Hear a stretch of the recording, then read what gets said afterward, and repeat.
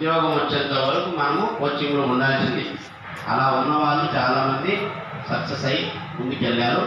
దాన్ని మీరు కూడా ఉపయోగించుకుంటే ఇది ఒక మంచి డిఎస్సి అనే చెప్తాం. అంటే ఇంత మంచి పోస్టులు కూడా మనకు వెనువెంటనే రావడం ఒక అదృష్టం.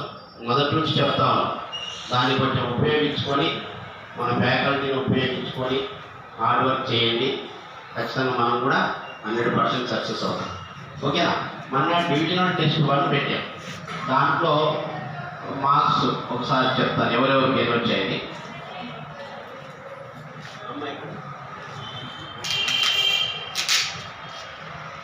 మీకు అకాడమీ బుక్ ఒకటి తెచ్చాను. ఫస్ట్, సెకండ్, థర్డ్ మీరు చదవాల్సిన అక్కడ అన్నీ ఉన్నాయి. పుస్తకాలు చదివితే ఇప్పుడు సార్ గిఫ్ట్ ఇస్తాడు. మీ గిరిజా క్లాస్ కొట్టండి.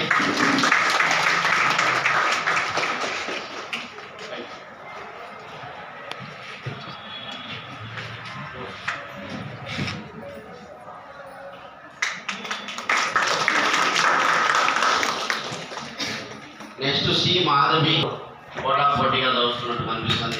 సి మాధవి ఉద్యోగం మాత్రం ఎవరు పైసలు చెప్పుకుంటే వాళ్ళకి ఇస్తారు.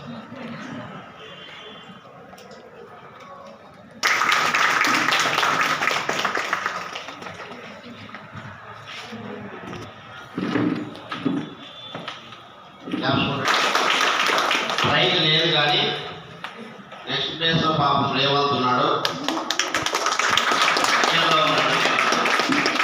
నెక్స్ట్ శ్రావణి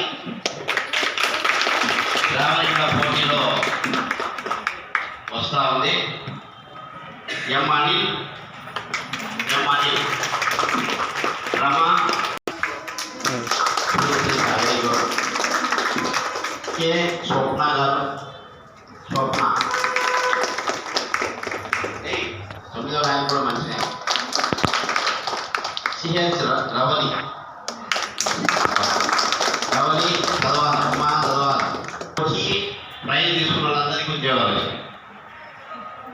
గతంలో ఈ స్టేజ్ మీదకి వచ్చి ఇలాగే ఒకసారి నాగేశ్వరరావు సార్ కూడా ఆ అమ్మాయి పేరు గుర్తుందా? హుషారంట. ఇంకొక ఇక్కడ జాబ్ తెచ్చుకుని వేరే చోట ప్రైజ్ ఇచ్చింది. అంటే క్వశ్చన్ పేపరు సిలబస్ ఎట్లా ఉన్నా మీరు నేనేం చెప్తున్నా టోటల్ సిలబస్ పెట్టినా రాయడానికి రెడీగా ఉండాలి. ఓకేనా? నెక్స్ట్ సండే సార్ అడిగి ఒకవేళ సండే ఇస్తే సండే సాయంత్రం పూటను అట్లా పెట్టుకుందాం. లేదంటే సార్ వెళ్ళిన తర్వాత ఆ రోజు పెట్టుకుందాం. సార్ వెళ్ళే రోజు ముందుగా వెళ్తారు కదా, ఆ రోజు పెట్టుకోవడానికి ప్రయత్నం చేస్తాం. డివిజనల్ టెస్ట్ 2 సిలబస్ మీరు ప్రిపేర్ అవుతూ ఉండండి. ఎస్జిటి వాళ్ళు, స్కూల్ అసిస్టెంట్ వాళ్ళకు కూడా ఉంటుంది. మ్యాథ్స్ వాళ్ళకు పెట్టాం. సోషల్ బయాలజీ కూడా ఇస్తాం.